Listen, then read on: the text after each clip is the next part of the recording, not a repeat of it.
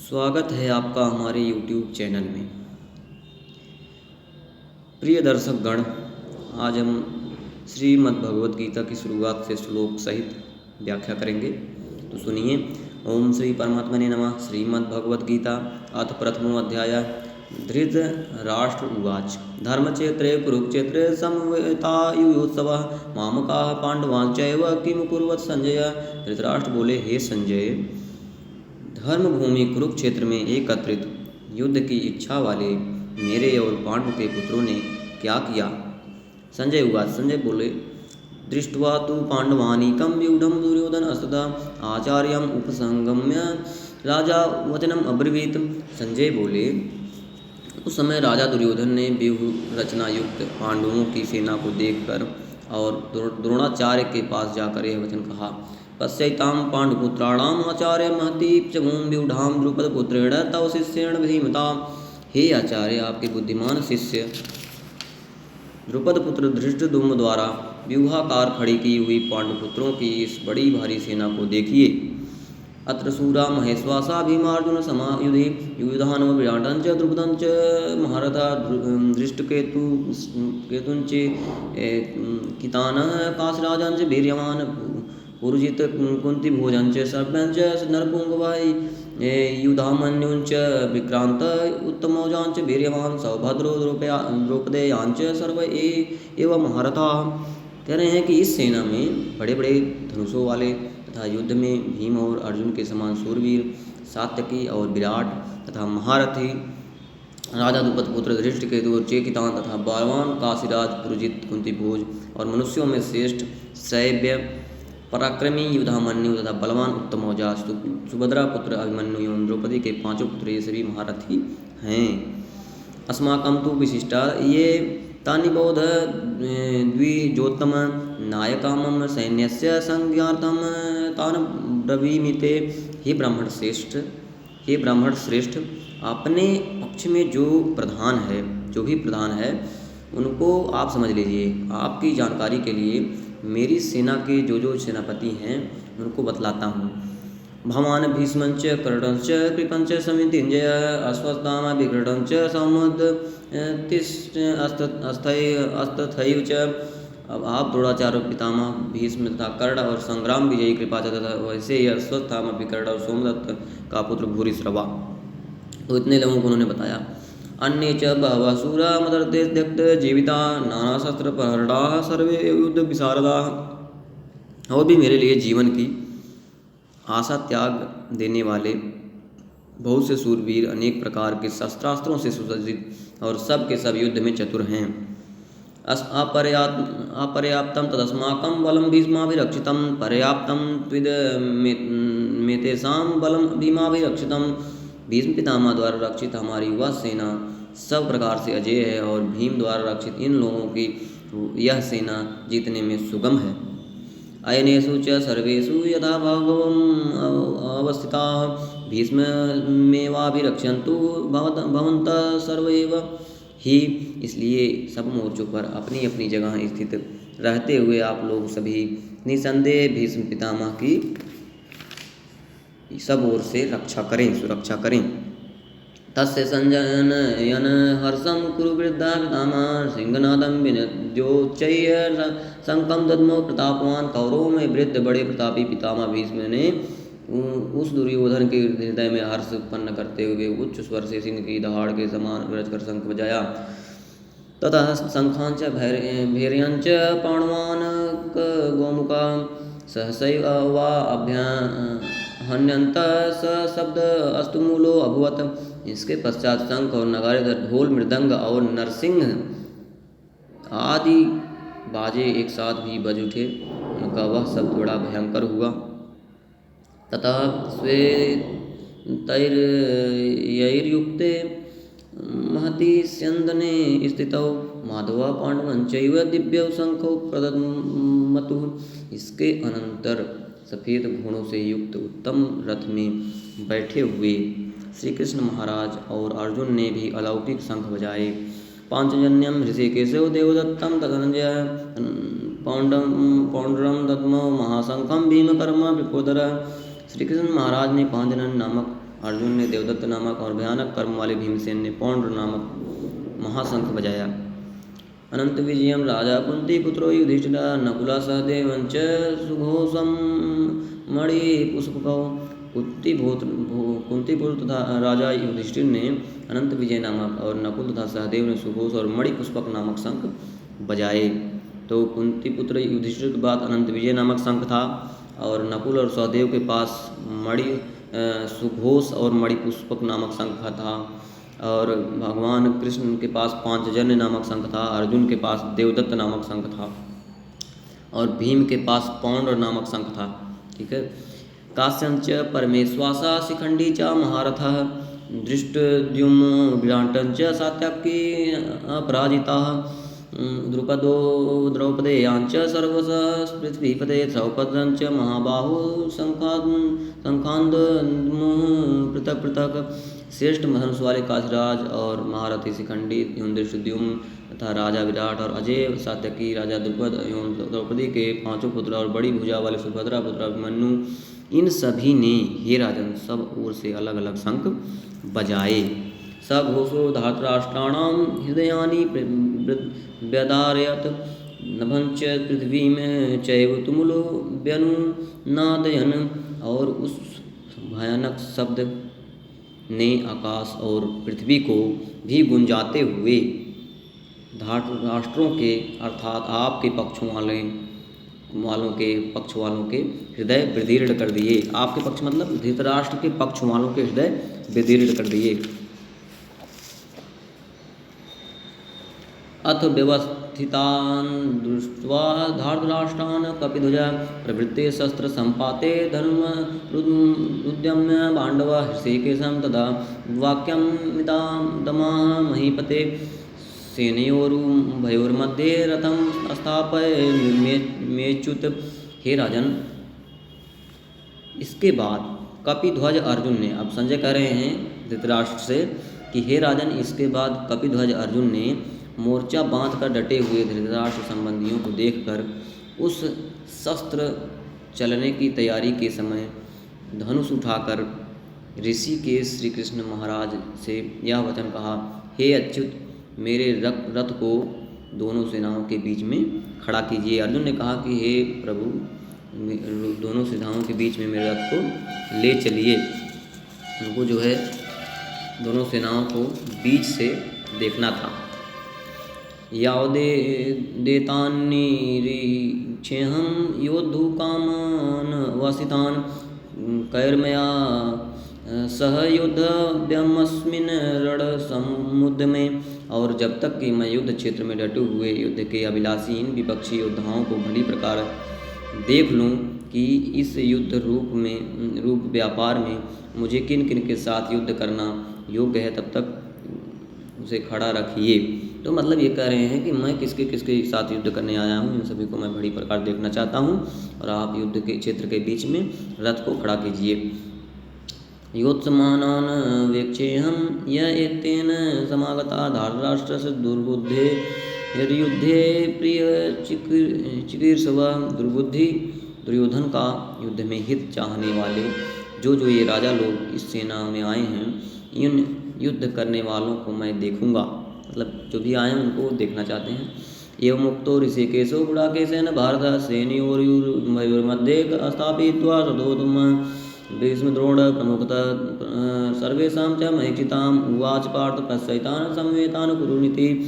संजय बोले, हे धृतराष्ट्र, हे महाराज, अर्जुन द्वारा इस प्रकार कहे हुए महाराज श्री कृष्णचंद्र ने दोनों राजसेनाओं के बीच में भीष्म और द्रोणाचार्य के सामने तथा संपूर्ण राजाओं के सामने उत्तम रथ को खड़ा करके इस प्रकार कहा कि हे पार्थ, युद्ध के लिए जुटे हुए इन कौरवों को देख। तत्रापश्यस्ते तान् पार्थ प्रतिनत पितामहान् आचार्यान् मातुलान् भ्रातॄन् पुत्रान् पौत्रान् सखींस्तथा स्वसुरान् सुहृदयश्चैव सेनयोरुभयोरपि। तो इस प्रकार इसके बाद प्रथापुत्र अर्जुन ने उन दोनों ही सेनाओं में स्थित ताऊ चाचों को, दादों परदादों को, गुरुओं को, मामाओं को, भाइयों को, पुत्रों को, पौत्रों को, तथा मित्रों को, ससुरों को और सुहृदों को भी देखा।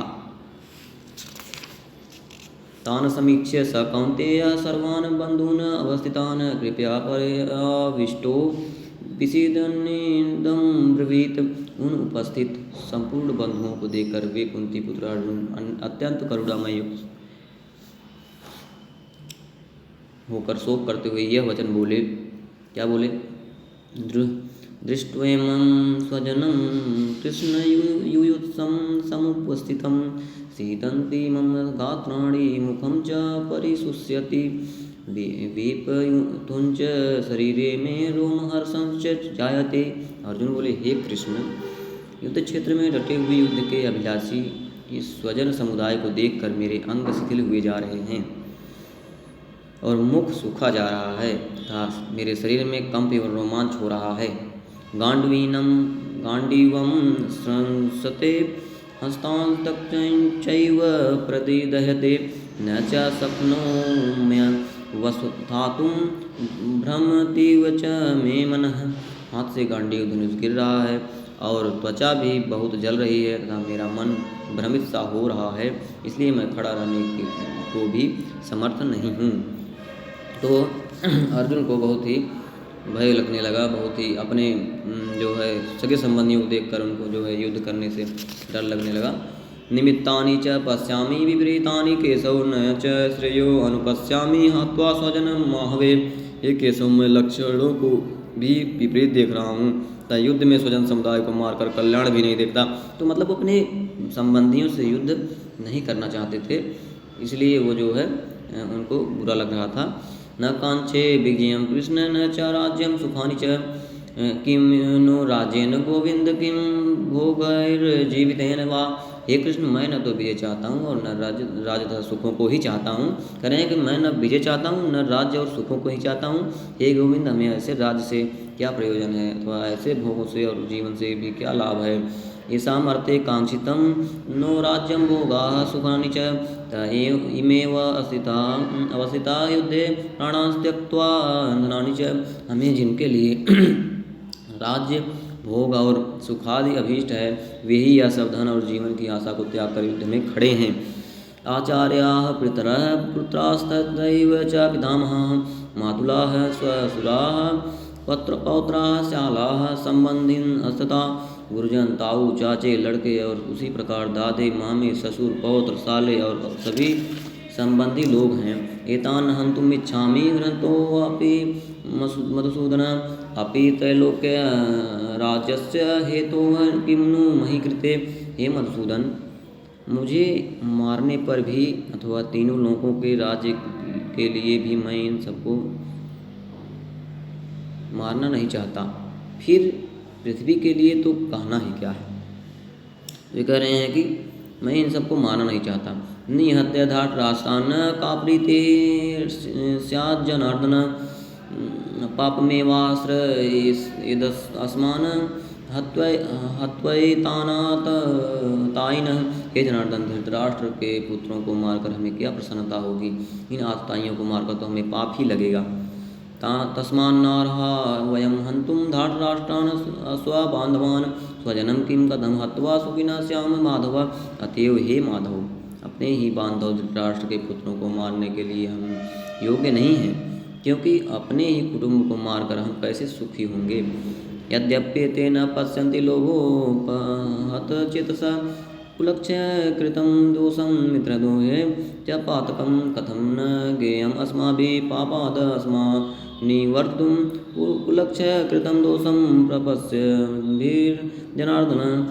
यद्यपि लोभ से भ्रष्ट चित्त हुए ये लोग कुल के नाश से उत्पन्न दोष को और मित्रों से विरोध करने में पाप को नहीं देखते, तो भी हे जनार्दन, कुल के नाश से उत्पन्न दोष को जानने वाले हम लोगों को इस पाप से हटने के लिए क्यों नहीं विचार करना चाहिए। कुलक्षय प्रणश्यन्ति कुलधर्मा सनातना धर्मे नष्टे कुलं कृतसन् धर्मो अभिभवत्युत। कुल के नाश से सनातन कुल धर्म नष्ट हो जाते हैं। धर्म के नाश हो जाने पर संपूर्ण कुल में पाप भी बहुत फैल जाता है। धर्मा अभिभवात् कृष्ण प्रदुष्यन्ति कुलस्त्रियः स्त्रीषु दुष्टासु वार्ष्णेय जायते वर्णसंग्रह। करें हे कृष्ण, पाप के अधिक बढ़ जाने से कुल की स्त्रियां अत्यंत दूषित हो जाती हैं और हे वार्ष्णेय स्त्रियों के दूषित हो जाने पर वर्ण संकर उत्पन्न होता है। संकरो नरकायैव कुलघ्नानां कुलस्य च पतन्ति पितरो हेयसां लुप्त पिंडोदक क्रिया। वर्ण संकर कुलघातियों को और कुल को नरक में ले जाने के लिए ही होता है। लुप्त हुई पिंड जल की क्रिया वाले अर्थात श्राद्ध और तर्पण से वंचित इन पितर लोग भी अधोगति को प्राप्त होते हैं।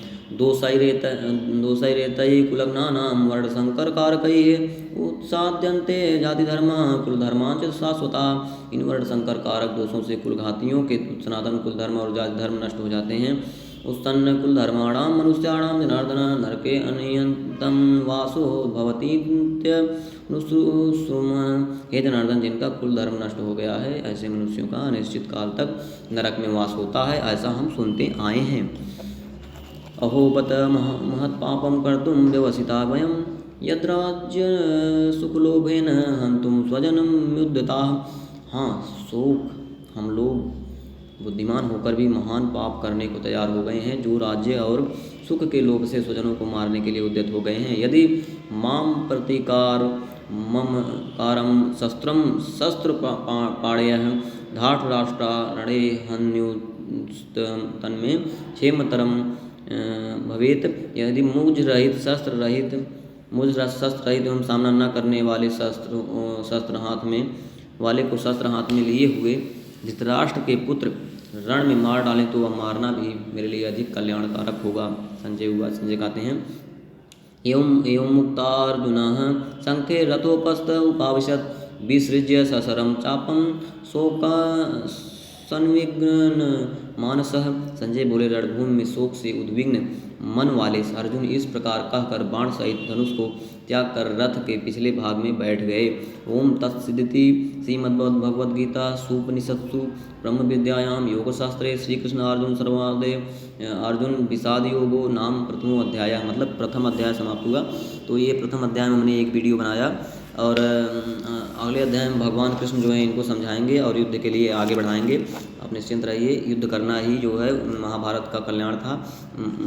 उस समय द्वापर युग का जो है कल्याण था और उस समय वही अर्जुन का जो है महान कर्तव्य था। तो हम जो है भगवान कृष्ण का नाम लेकर के, राधे कृष्ण का नाम लेकर के अब हम ये वीडियो समाप्त करते हैं। अगले वीडियो में फिर हम इसके आगे जो है वीडियो बना करके और बताएंगे और दोहा का व्याख्या करेंगे।